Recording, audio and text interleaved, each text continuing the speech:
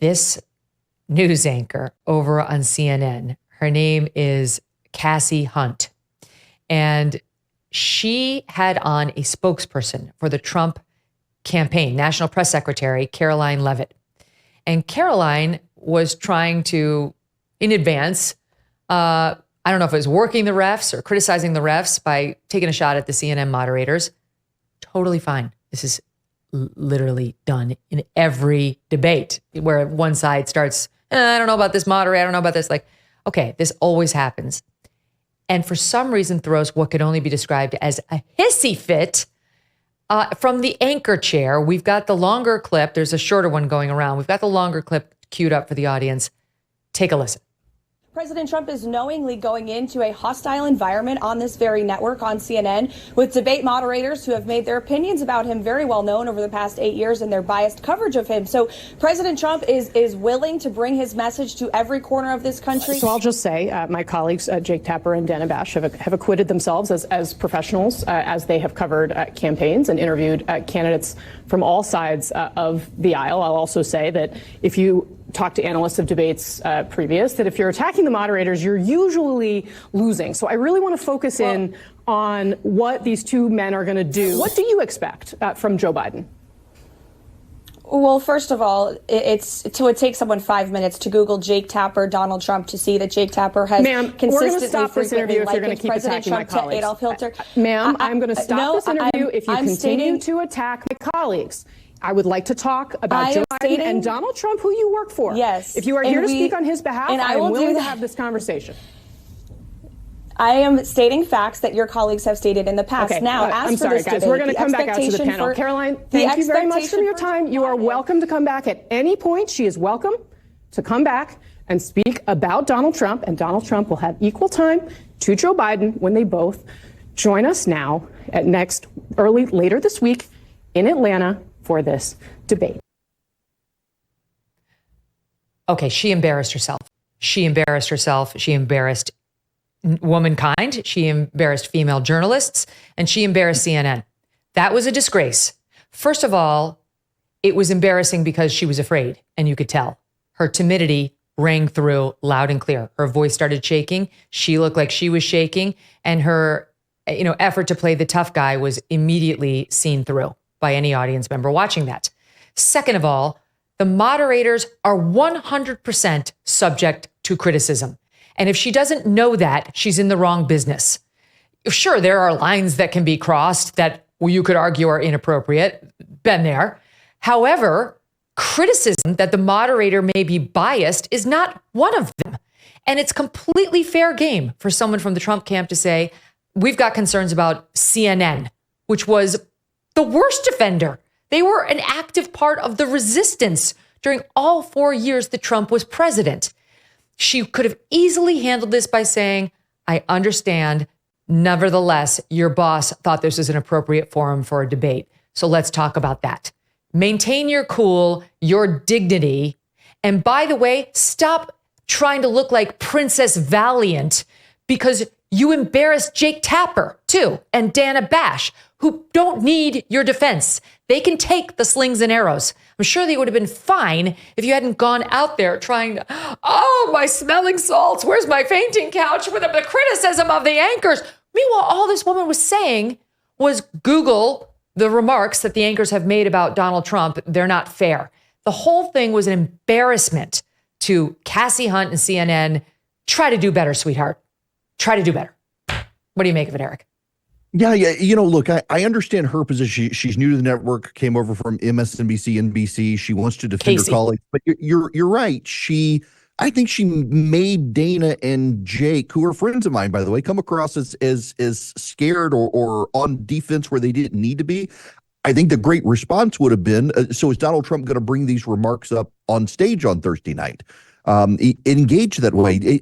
Blowing her off in the way she did, I understand she wanted to show team loyalty, but I don't think that was the way to show team loyalty. Particularly, you had a newsworthy presentation there. And now Kasie Hunt's become the news story, not what the Trump spokeswoman was saying.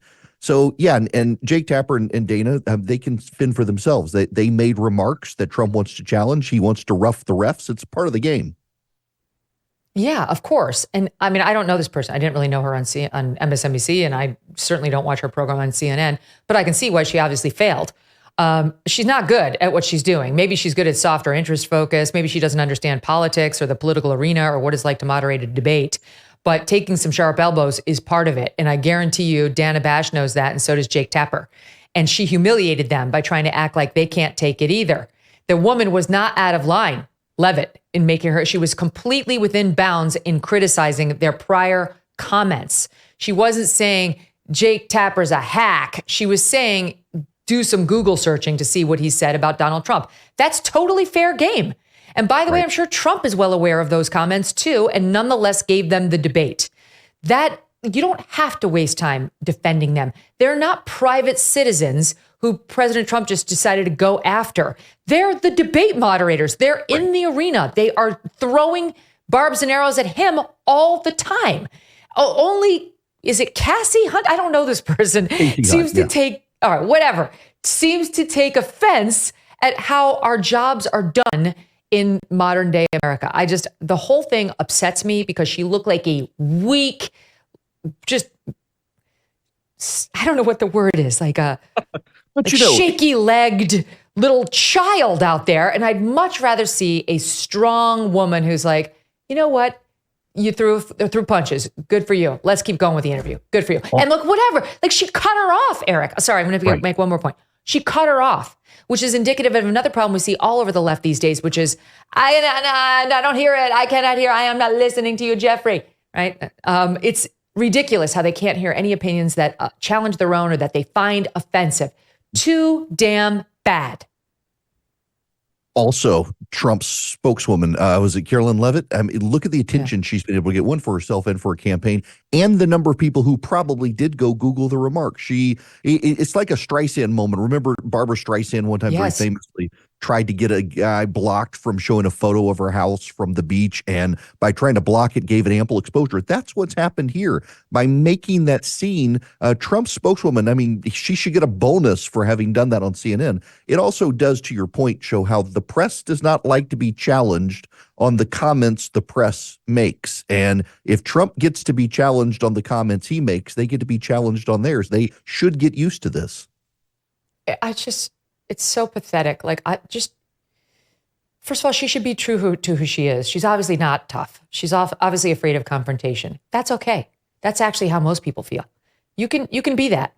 Try to just lean into who you are as opposed to trying to act like you're, Joan of Arc out there, because we all smelled the phony that you are. And that's what made the clip not work as a news item, as a presentation matter. Now, you won't be surprised to hear, Eric, that the ladies over at The View had a very different reaction to it. Here's what they said. That was so good. So good. This is how they tee up even things they end up doing well at. They say, I'm going to lose just in case. Like, this is problem just in case. You know what it sounds to me? Sounds like the people who call folks snowflakes are snowflaking. Sounds to me like somebody's running a little scared chicken. She refused to get to the facts. She instead wanted to it was ad hominem attacks. And when that happens, you cut the mic. The mic, and that's what she did. Okay, Mike, this is the left today. We will not listen to you. You're anti-abortion. We won't listen to you. You are pro-Israel. We won't listen to you. Like, your mic gets cut because if you're this leftist committed to this worldview, it's offensive just to hear it. This is that show is indicative of the bubble the left is in. I had a member of the press last night. I noted on social media that I would not be surprised at the number of Jews who don't like Donald Trump but decide they have to vote for him, given what's happening in the country. You got a president who's too busy doing debate prep to address the nation over the synagogue attack in Los Angeles and the like. And this reporter says, you clearly don't know any Jews. And I was like, actually, I know a lot. And they're all saying this. And The View is in that sort of bubble where everyone in that show agrees with each other, agrees inside the bubble that Kasie Hunt is in at CNN, and they don't understand how this actually plays with a lot of people that, the anchors said things that were belittling to Donald Trump that seemed to Republicans to be partisan, they get to be called out on it. This rally around the flag, circle the wagon sort of nonsense that the left wants to do on these things is why they have started losing so often in these fights. She has her own history of bias. That's why she was shutting down the criticisms, I believe, because she shared in those opinions that were controversial enough that Levitt felt she had to raise them. Kasie Hunt tweeted out, I'm sorry, I can't get your name right, and I honestly don't really care. We're not going to have an ongoing relationship. But in any event, she tweeted out the following on December 4th, 2020. Okay, December 4th, 2020. This is after Joe Biden had won the election, but before inauguration. Joe Biden wouldn't say if he's talked to Mitch McConnell. I'm just struck by the reality that we'll now have a president who, as a rule, doesn't lie, even when it might be easier. Okay. It makes sense to me, Eric. She was coming from MSNBC. This is the same man she's talking about who stood up there at the presidential debates, 2 months earlier before her tweet, saying that the Hunter Biden laptop was Russian disinformation. I mean, that's the one who doesn't lie. And she's just so thankful that we're going to have him. And by the way, here's the other thing. Do we have her tweet as she doubles down on this nonsense? Hold on, I'm trying to organize my paper. This was her tweet trying to defend herself. You come on my show, you respect my colleagues, period. I don't care what side of the aisle. This is my accent. This is how the kids talk these days. I don't care what side of the aisle you stand on, as my track record clearly shows.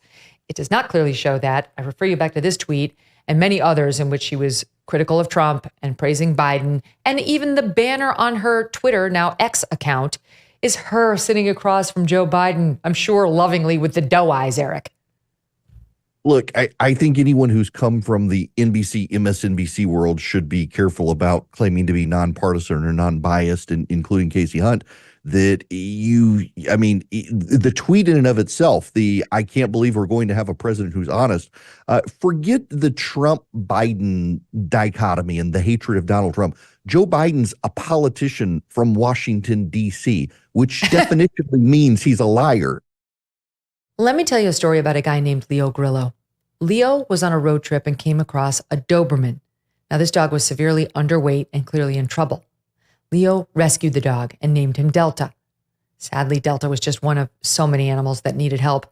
And this inspired Leo to start Delta Rescue, the largest no-kill care for life animal sanctuary in the world.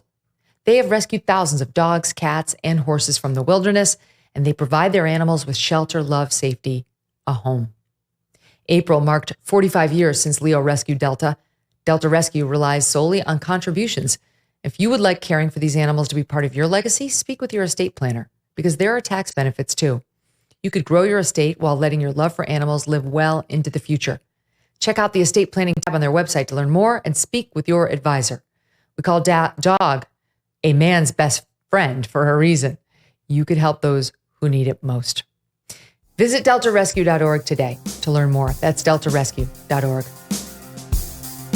Thanks so much for watching. If you like what you just saw, hit the subscribe button for more clips and full episodes.